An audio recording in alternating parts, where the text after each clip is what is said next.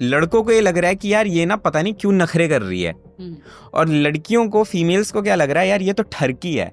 अगर आप अच्छे से फोर्थ प्ले और आउट प्ले क्लोज करते हो ना, आपका पार्टनर कभी मास्टरबेट नहीं करेगा, आपका पार्टनर कभी बाहर नहीं जाएगा, क्योंकि now the key you have. आप ये प्रोसेस पूरा नहीं करते तो अर्जेस हाफ वे रह जाती है। एक फीमेल को ऑर्गेज्म के लिए जो सबसे बेस्ट पोजीशन है, वही पोजीशन है जिसमें मेल भी सबसे ज्यादा लॉन्ग लास्ट करता है, डेट इज काउगर्ल, जिसमें लड़की ऊपर होती है।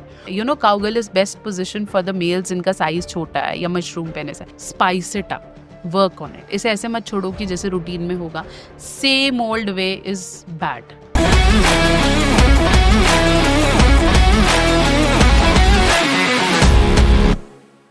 अच्छा, जब सेक्सुअलिटी की बात आती है ना, तो एक जो बहुत बड़ी प्रॉब्लम है कपल्स में, वो ये आती है कि मेल एक फीमेल को ना अपने ही तर्ज पे थोड़ा सा देखता है। जैसे मेल की बॉडी इस तरीके से डिजाइंड है कि बहुत जल्दी मूड में आ जाते हैं, मतलब सेंसेशंस आंख की तरह आती हैं। अगर फीमेल ने ऐसा हल्का सा टच भी कर दिया ना, तो वो आ जाएंगे जोन में। फीमेल की बॉडी से जस्ट अपोजिट है, they need time, they need mental stimulation first, और फिर वो फिजिकल अराउजल आता है। तो यहाँ पर ना एक बहुत बड़ा मिसमैच होता है, एक ब्रिज जो है, वो गैप जो है वो हो ही नहीं पा रहा कवर, कि लड़कों को ये लग रहा है कि यार ये ना पता नहीं क्यों नखरे कर रही है, और लड़कियों को, फीमेल्स को क्या लग रहा है, यार ये तो ठरकी है। सीधा ही इसको उस चीज पे जाना है, क्योंकि लड़कों का माइंडसेट क्या है, सेक्स इज पेनिट्रेटिव सेक्स, और लड़कियां देख रही हैं कि यार मतलब ये क्या भूखा है क्या, सिर्फ इसको यही चाहिए।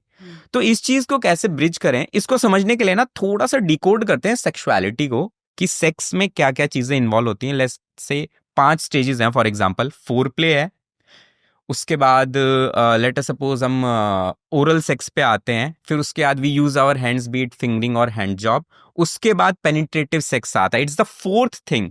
और उसके बाद एक चीज आफ्टर सेक्स भी आती है जो इक्वली इंपॉर्टेंट है। तो let's touch it one by one. तो फोर प्ले आज के दिन लोगों को पता है कि इसकी इंपॉर्टेंस तो है, but still they don't know how to do it. So as an expert, इतने सारे लोगों से आपने सुना होगा, किसको क्या लगता है, तो what's the right way to do it? Foreplay का एग्जैक्ट डेफिनेशन यही है, which is like playing with the body. Okay, ठीक है, बीट योर बॉडी और your partner's body, when you are playing with the body for the sensation of love, इसे हम four play कहते हैं। अब उसके लिए कोई भी बॉडी पार्ट, किसी भी तरीके से, एवरीथिंग इज वैलिड। ओके, आप चाहो तो हैंड्स यूज कर सकते हो, आप चाहो तो फिंगर्स यूज कर सकते हो, आप चाहो तो टंग यूज कर सकते हो, आप चाहो तो टॉयज यूज कर सकते हो, आप कोई क्लॉथ यूज कर सकते हो, या फिर आजकल तो बहुत सारे प्रॉप्स आने लगे हैं, you can use anything. Playing with the body of your partner comes as foreplay. Okay, उसमें क्या होता है कि आपकी बॉडी ओपन अप होती है, आपको मेंटल स्टिमुलेशंस मिलते हैं एंड यू फील गुड। अब जिन लोगों ने बहुत ज्यादा मास्टरबेशन किया है, उनको ये इतना जल्दी हो जाता है, दे इजैकुलेट इन दैट, जिसे हम प्रीमेच्योर इश्यूज कहते हैं। बिल्कुल। फिर आता है second part, where we talk about discussing it, जिसे हम वर्बल ओपनिंग्स कहते हैं। आपने फोरप्ले किया, okay, you should always talk about it, take consent, बात करो, डिस्कस करो, which area you like more. Okay, यहाँ पे भी हम वर्बल ओपनिंग्स के बारे में बात, बहुत इंपॉर्टेंट है। अगर आप ये भी मिस कर रहे हो और चुप होके कर रहे हो, सो फोरप्ले गोज जीरो।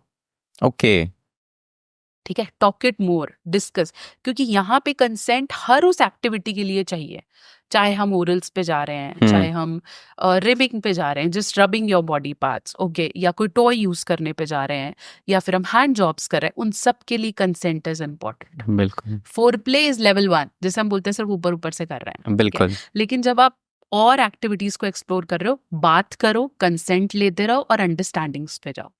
फिर जब आपको लगे that your partner is fully wet और they are available and they want it, अगर आप सही तरीके से करोगे, your partner wants it, they will ask you, आपको नहीं धक्का करना पड़ेगा, दे विल आस्क यू। फिर वहां से जब आस्क यू स्टार्ट होता है, then you can go for penetration that hardly last for 4 to 5 minutes। Okay, उसकी भी ये थ्योरी बहुत गलत है, it has to be 20 minutes, 40 minutes। Bullshit, नहीं होता है। हाँ, अगर आप रिपीटेटिव राउंड्स कर रहे हो या रुक रुक के कर रहे हो, वो बात अलग है, ठीक है। Otherwise 30-40 minutes is extreme, highly painful, not likeable. Okay, and then you can have out play, which is very important. अगर आप आउट प्ले या आफ्टर प्ले की बात करते हैं, वो भी बहुत इंपॉर्टेंट है, क्योंकि वो आपकी बॉडी में पॉजिटिव हार्मोन रिलीज करता। मेल्स यूजली उनके बॉडी में हार्मोन रिलीज होता है जिससे वो सोने की तरफ या स्लीपीनेस की तरफ चले जाते हैं। बट उस समय भी अगर आप अच्छे से कडल्स कर रहे हैं और आपका फोर प्ले बहुत अच्छा हुआ है तो आफ्टर प्ले बिल्कुल उसे लॉक कर देता है, जैसे करके कंप्लीट हो गया। बिल्कुल और अगर आप लॉक कर रहे हो तो उसके बाद वो सिर्फ आपका चाबी रह जाएगा, nobody else can ever go inside. That means अगर आप अच्छे से फोर प्ले और आउट प्ले क्लोज करते हो ना, आपका पार्टनर कभी मास्टरबेट नहीं करेगा, आपका पार्टनर कभी बाहर नहीं जाएगा, क्योंकि now the key you have. Okay आप ये प्रोसेस पूरा नहीं करते तो अर्जेस हाफ वे रह जाती हैं और वो बैकलैश करती हैं बहुत अलग अलग वे में। फिर भागता है इंसान इधर उधर। Okay I have even seen couples sex होने के बाद एक पार्टनर सेटिस्फाई नहीं हुआ, they are doing it again, they are masturbating.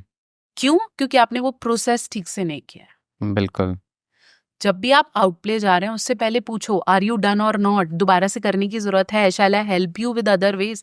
अगर आप नहीं पूछ रहे और आउटप्ले मिस कर दिया बिकॉज यू आर डन,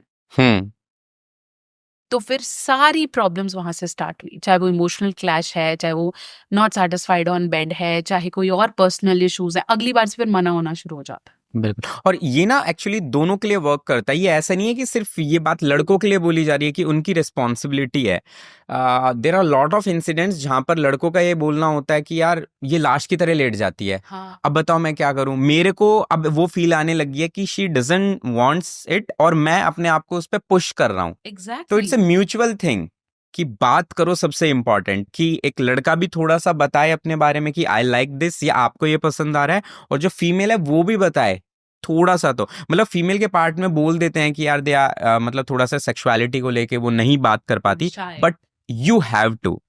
हो सकता है पहली दूसरी 10वीं बार में ना हो, but after the certain time period you have to speak up. Exactly और स्पीकअप करना बहुत इंपॉर्टेंट है। जरूर it is said that these talks are dirty, they are not dirty talks.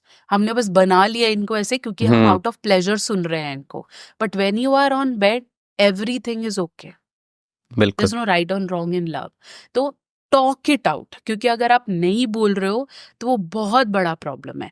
बात करने से आदमी को सेंसुअल प्लेजर्स तब मिलेंगे जब उसका ओरल और बोलते हैं ऑडियो, आपका जो ऑडियोज है और विजुअल्स है ये दोनों एक्टिव होने चाहिए।